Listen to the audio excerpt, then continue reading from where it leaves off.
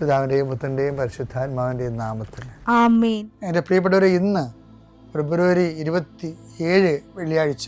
അമ്മേ പരിശുദ്ധ അമ്മേ, അമ്മേ പരിശുദ്ധ ദൈവമാതാവേ, കൃപാസനത്തിലൂടെ ഞങ്ങൾക്കും ഞങ്ങളുടെ ദേശത്തിനും അമ്മ മധ്യസ്ഥം തേടി തന്ന എല്ലാ അനുഗ്രഹങ്ങൾക്കും കൃപകൾക്കും ഞങ്ങളിപ്പോൾ ഹൃദയം നിറഞ്ഞ നന്ദി പറയുന്നു. അമ്മേ പരിശുദ്ധമ്മേ ദൈവമാതാവേ, 2004 ഡിസംബർ 7 ഉച്ചകഴിഞ്ഞ് 2:30 കൃപാസനത്തിൽ സംഭവിച്ച അമ്മയുടെ പ്രത്യക്ഷപ്പെടലിനെ കുറിച്ച് തിരുസഭയ്ക്ക് സമർപ്പിച്ചിരിക്കുന്ന പഠനരേഖകളുടെ മേൽ സഭാത്മകമായ പഠനം ആരംഭിക്കുവാൻ ഞങ്ങൾ പ്രാർത്ഥിക്കുന്നു. അമ്മേ പരിശുദ്ധമേ, ഭൂസ്വർലോകങ്ങളുടെ രാജ്ഞിയായ അങ്ങേയ്ക്ക് ഭൗമസംരക്ഷണത്തിനായി പ്രപഞ്ചപ്രകൃതിയെ തന്നെ തിരുസഭ പ്രതിഷ്ഠിക്കുവാൻ ഈ പ്രത്യക്ഷീകരണം വഴി ഇടയാക്കണമേ. പരിശുദ്ധമേ, ജപമാല മാതാവേ, സകല കൃപാസനം പ്രാർത്ഥനയോടും ചേർത്ത് ഞങ്ങളിപ്പോൾ പ്രാർത്ഥിക്കുന്ന ഈ കുടുംബത്തിന്റെ പ്രത്യേക നിയോഗം പറ മക്കളെ.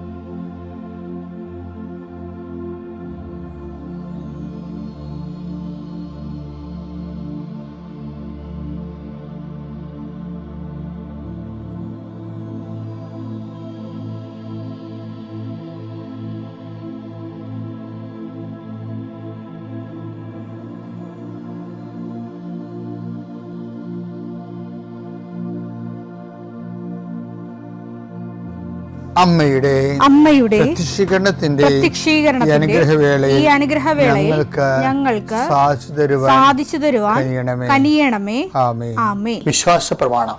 സർവശക്തനായ പിതാവും ആകാശത്തിന്റെയും ഭൂമിയുടെയും സൃഷ്ടാവുമായ ദൈവത്തിൽ ഞാൻ വിശ്വസിക്കുന്നു. അവിടുത്തെ ഏകപുത്രനും ഞങ്ങളുടെ കർത്താവുമായ ഈശോ മിശിഹായിലും ഞാൻ വിശ്വസിക്കുന്നു. ഈ പുത്രൻ പരിശുദ്ധാത്മാവിനാൽ ഗർഭസ്ഥനായി കന്യകാമറിയത്തിൽ നിന്ന് പിറന്ന് പൊന്തിയോസ് പീലാത്തോസിന്റെ കാലത്ത് പീഡകൾ സഹിച്ച് കുരിശിൽ തറയ്ക്കപ്പെട്ട് മരിച്ച് അടക്കപ്പെട്ട് പാതാളങ്ങളിൽ ഇറങ്ങി മരിച്ചവരുടെ ഇടയിൽ നിന്ന് 3-ാം നാൾ ഉയർത്ത് സ്വർഗത്തിലേക്ക് എഴുന്നള്ളി സർവശക്തിയുള്ള പിതാവായ ദൈവത്തിന്റെ വലതുഭാഗത്തിരിക്കുന്നു. അവിടെ നിന്ന് ജീവിക്കുന്നവരെയും മരിച്ചവരെയും വിധിക്കുവാൻ വരുമെന്നും ഞാൻ വിശ്വസിക്കുന്നു. പരിശുദ്ധാത്മാവിലും ഞാൻ വിശ്വസിക്കുന്നു. വിശുദ്ധ കത്തോലിക്കാ സഭയിലും പുണ്യവാന്മാരുടെ ഐക്യത്തിലും പാപങ്ങളുടെ മോചനത്തിലും ശരീരത്തിന്റെ ഉയർപ്പിലും നിത്യമായ ജീവിതത്തിലും ഞാൻ വിശ്വസിക്കുന്നു. ആമേൻ. സ്വർഗ്ഗസ്ഥനായ ഞങ്ങളുടെ പിതാവേ, അങ്ങയുടെ നാമം പൂജിതമാകണമേ. അങ്ങയുടെ രാജ്യം വരണമേ. അങ്ങയുടെ തിരുമനസ് സ്വർഗത്തിലെ പോലെ ഭൂമിയിലും ആകണമേ. അന്നു വേണ്ടുന്ന ആഹാരം ഇന്ന് ഞങ്ങൾക്ക് തരണമേ. ഞങ്ങളോട് തെറ്റ് ചെയ്യുന്നവരോട് ഞങ്ങൾ ക്ഷമിക്കുന്നത് പോലെ ഞങ്ങളുടെ തെറ്റുകൾ ഞങ്ങളോടും ക്ഷമിക്കണമേ.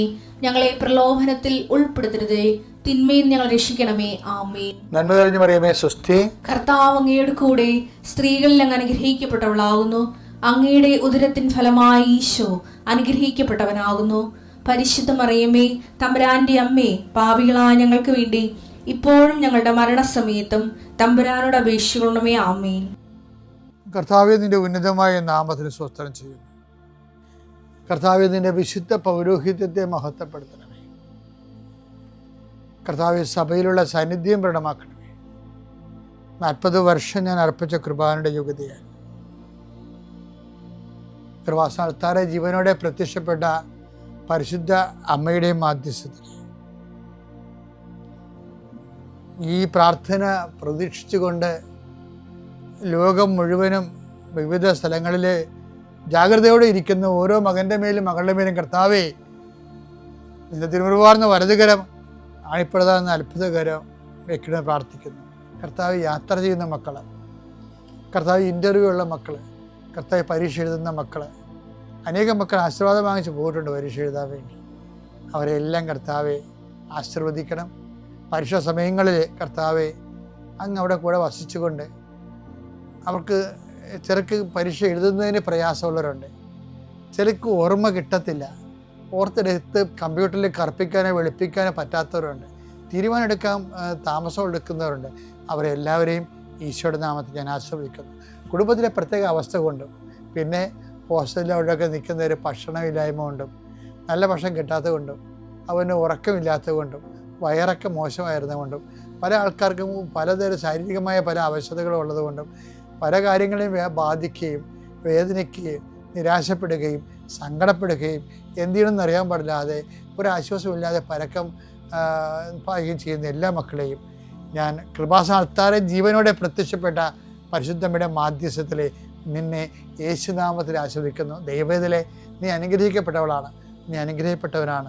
നിൻ്റെ വഴികളിൽ നീ ഇന്ന് പോകുന്നിടത്തെല്ലാം കർത്താവ് നിന്നെ അനുഗ്രഹിക്കും. നിൻ്റെ വഴികളിൽ നീ ഇന്ന് സംസാരിക്കുന്നിടത്തെല്ലാം കർത്താവ് നിന്നെ അനുഗ്രഹിക്കും.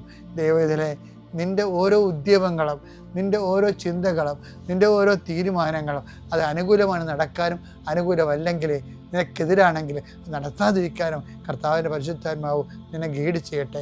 എൻ്റെ കർത്താവിൻ്റെ ഉന്നതമായ നാമത്തിൽ സഭയുടെ അധികാരത്തിൽ കുരിശിൻ്റെ അടയാളത്തിൽ ദൈവത്തിൻ്റെ ശക്തിയാൽ ഇന്ന് നീ ചെയ്യുന്ന മുഴുവൻ കാര്യങ്ങളുടെ മേൽ ദൈവത്തിൻ്റെ കൃപ ചൊരിയട്ടെ. പരിശുദ്ധ അമ്മ ദൈവമാതാവ് നിനക്ക് വേണ്ടി മധ്യസ്ഥം വഹിക്കട്ടെ.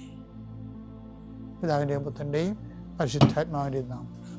എൻ്റെ പ്രിയപ്പെട്ടവർ, നമ്മൾ ഇന്നലെ കണ്ടത് എന്താണെന്നറിയോ? ഈ നിലനിൽപ്പില്ലേ, നിലനിൽപ്പ് ഒരു ചില്ലറ വിഷയമല്ല കേട്ടോ. കണ്ടിന്യൂറ്റി, കവനൻ്റ് ആൻഡ് കണ്ടിന്യൂറ്റി എന്നുള്ള സബ്ജക്റ്റ് പറയണത്. അതിനോട് ബന്ധപ്പെട്ടൊരു വാക്കാണ് യോഹന്നാൻ 15:16. നിങ്ങൾ എന്നെ തിരഞ്ഞെടുക്കുകയല്ല, നിങ്ങൾ എന്നെ തിരഞ്ഞെടുക്കുകയല്ല, ഞാൻ നിങ്ങളെ തിരഞ്ഞെടുക്കുകയാണ് ചെയ്തത്. അതാണ് വിഷയം.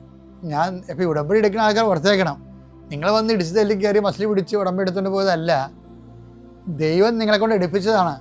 നിങ്ങൾ പോയി ഫലം പുറപ്പെടുവിക്കുന്നതിനും, ഉടമ്പടിത്തം എന്തിനാണ്? പോയി ഫലം പുറപ്പെടുവിക്കുന്നതിനും നിങ്ങളുടെ ഫലം നിലനിൽക്കുന്നതിനും വേണ്ടി ഞാൻ നിങ്ങളെ നിയോഗിച്ചിരിക്കുന്നു. ഈ എല്ലാ സുവിശേഷ പ്രവർത്തനങ്ങൾക്കും നിങ്ങളെ നിയോഗിച്ചത് ആരാണ്? ഈശോ തന്നെയാണ്.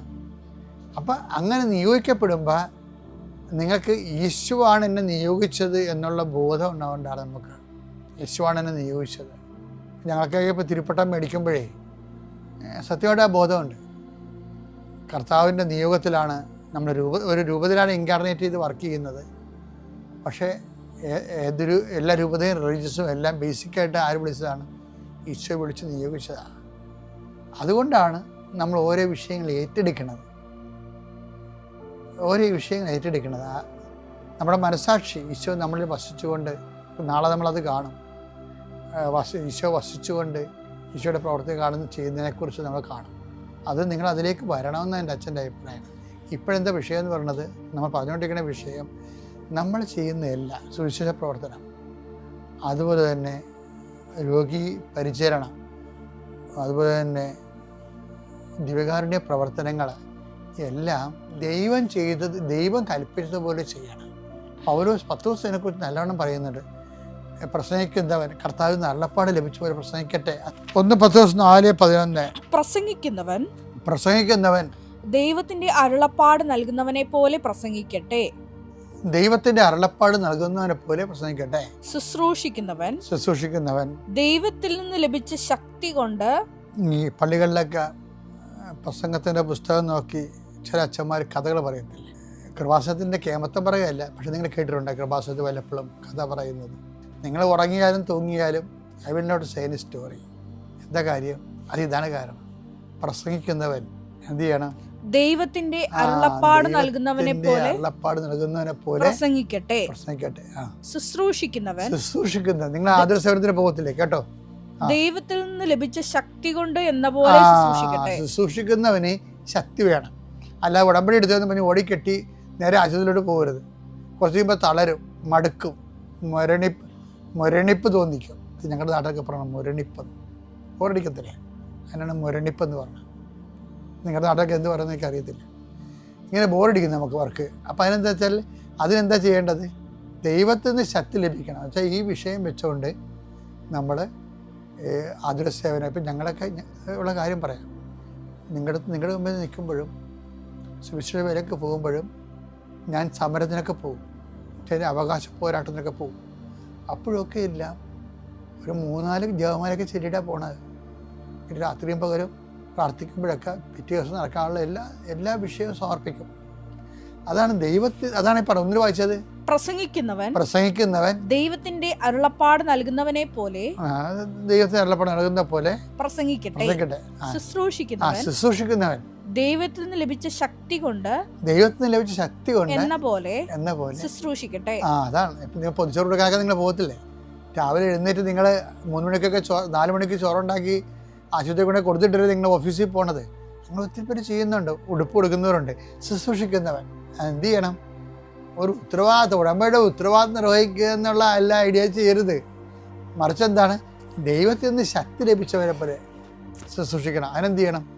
നമ്മളിരുന്ന് ആ വിഷയം സമർപ്പിച്ച്, കർത്താവേ, എന്നെ ഇതിലേക്ക് കൊണ്ടുവന്നതിനും എന്നെ ഇത് ഏൽപ്പിച്ചതിനും അങ്ങയ്ക്ക് വേണ്ടി ഈ ജോലി ചെയ്യാൻ എനിക്ക് അവസരം തന്നതിനും നന്ദി പറയുന്നു. അമ്മേ, പരിശുദ്ധമ്മേ, ദേവമാതാവേ, എല്ലാ വിശുദ്ധന്മാരെ, മാലാഖമാരെ, എൻ്റെ ശുശ്രൂഷ നിങ്ങളുടെ ശുശ്രൂഷ ചേർത്ത് വെച്ചുകൊണ്ട് ഞാൻ സമർപ്പിക്കുന്നു. എന്നെ ശുശ്രൂഷ ചെയ്യാൻ എനിക്ക് വേണ്ടി പ്രാർത്ഥിക്കണമേ. കർത്താവേ, എന്നെ ശക്തീകരിക്കണമേ. അങ്ങനെ പ്രാർത്ഥിക്കണേ. അപ്പോൾ ഇടിവിട്ട് അനുഭവമായിരിക്കും.